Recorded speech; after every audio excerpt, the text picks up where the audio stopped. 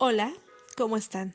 Mi nombre es Evelyn Gigal Romero Munguía y hoy les explicaré los principales antecedentes históricos del surgimiento del juicio de amparo en México.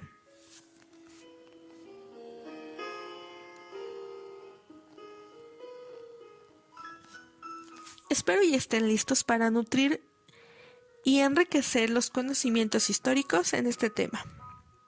Bueno, primero tenemos que este se instituyó por primera vez en México, en la Constitución Política del Estado de Yucatán, la cual fue promulgada el 31 de marzo de 1841, a instancia, desde luego, del jurista yucateco Manuel Crescencio García Rejón y Alcalá, concretamente en sus artículos 89 y 62.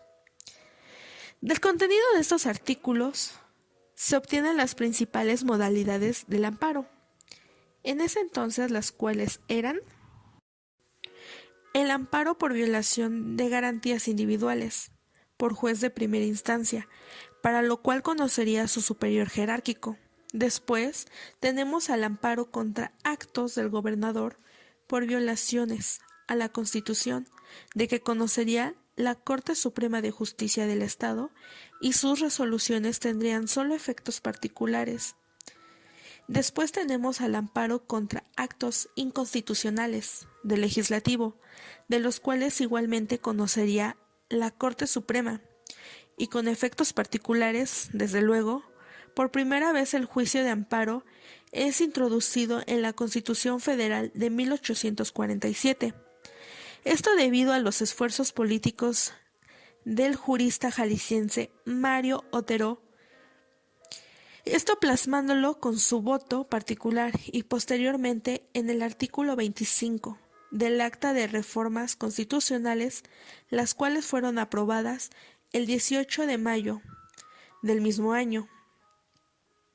Del artículo en mención se desprenden las siguientes características.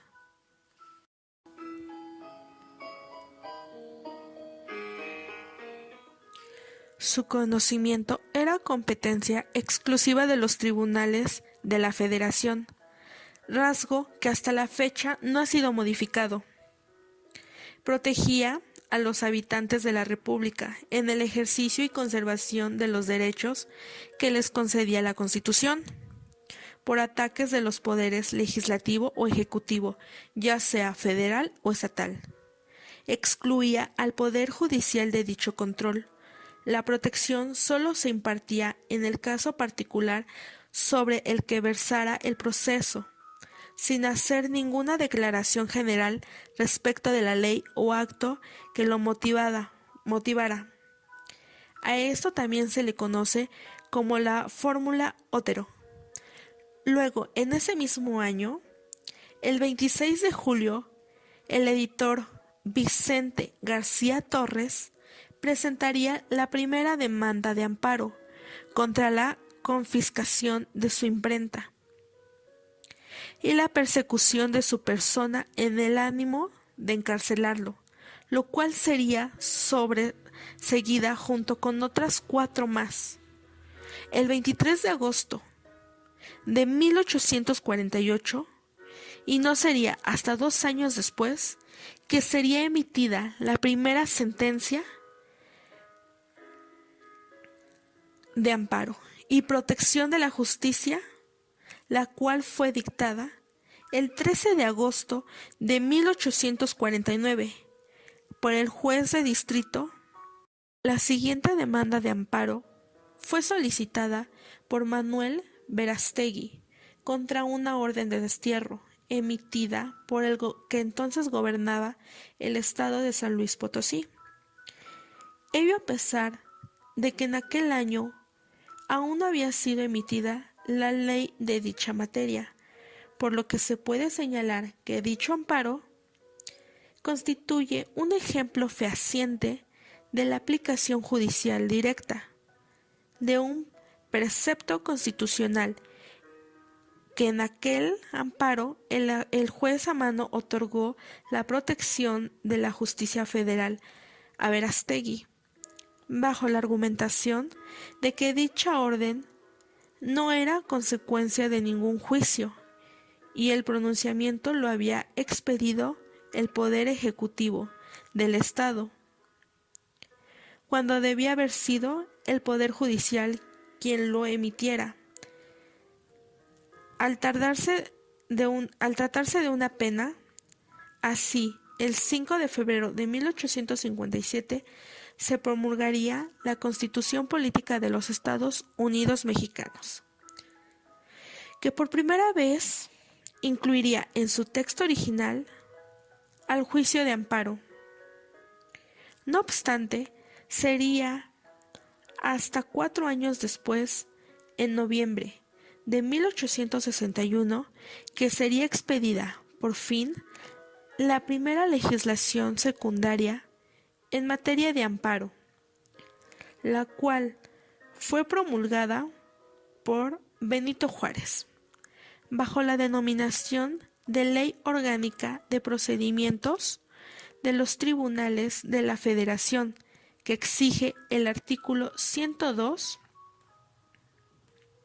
de la Constitución Federal para los juicios, de que habla el artículo 101 de la misma. Posteriormente, en la Ley de Amparo, promulgada el 20 de enero de 1869, se introdujeron algunos aspectos claves para la construcción actual del juicio de amparo, tales como se identificaron con precisión efectos restitutorios y relativos de la sentencia de amparo. Se introdujo el principio de definitividad y el artículo 8 introdujo expresamente la improcedencia del amparo en contra de resoluciones judiciales. Esto último daría lugar a un intenso debate unos pocos meses después de promulgada la ley, lo que culminó con la emisión de la sentencia del denominado Amparo Miguel Vega, resuelto en ese mismo año, es decir, en 1869, el cual fue interpuesto en contra de una sentencia dictada por el Tribunal Superior de Sinaloa y que tuvo la cualidad de ser primera sentencia que emite la procedencia del juicio de garantías contra actos de una autoridad judicial, lo que constituyó el origen de lo que actualmente conocemos como el amparo directo. Una de las notas distintivas del juicio de amparo en México posteriormente es un salto de casi 50 años. El amparo se consolidaría como un medio de control en la Constitución Política de los Estados Unidos Mexicanos, emitida el 5 de febrero de 1917. Ahora, en lo que a la legislación secundaria se refiere, el 10 de enero de 1936 se publicó la Ley de Amparo que regula el juicio, entonces conocido como las garantías. Hasta el 2 de abril del 2013, pues ese mismo día se publicó en el Diario Oficial de la Federación la actual Ley de Amparo, que entró en vigor el día siguiente, o sea, el 3 de abril del 2013. Eso sería todo por mi parte. Les agradezco su atención y nos vemos en una próxima cápsula. Adiós.